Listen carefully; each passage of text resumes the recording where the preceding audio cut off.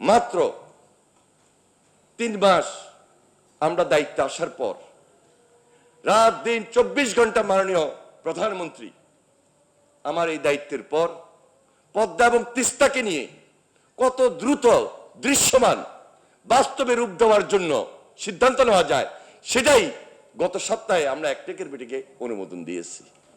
ইনশাল্লাহ এই যে বাজেট, এই বাজেট জুন মাসে পাশ হবে।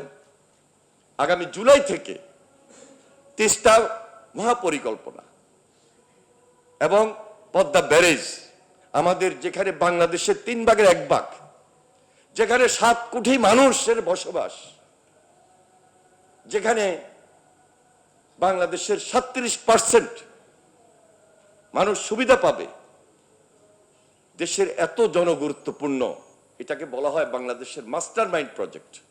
এবং 2টা প্রজেক্টই, এই প্রজেক্টের সঙ্গে ওই যে আপনার আমার জীবন জীবিকা, বসবাস, কৃষি, নদী ভাঙন রোধ, পানিকে রিজার্ভ করে রেখে বর্ষাকালের পর যখন শুকনো মৌসুমে আসবে উৎপাদনটাকে দ্বিগুণ করা, উৎপাদনটাকে দ্বিগুণ 3 গুণ করে কিভাবে প্রেসিডেন্ট জিয়া শুধু খাল খনন দিয়েই বাংলাদেশ থেকে ফুড এক্সপোর্ট করেছিলেন, সেই পরিকল্পনার দিকে আমরা যাচ্ছি। 3 মাসের মধ্যে মাথায় তো দৃশ্যমান। এটাই তো হলো তারেক রহমানের নেতৃত্বে আজকে নতুন বাংলাদেশটাকে গঠন করার আমাদের যে পরিকল্পনা, যে জাগরণ নিয়ে আমরা এগিয়েছি, সেই দিকে আমরা কাজ শুরু করেছি।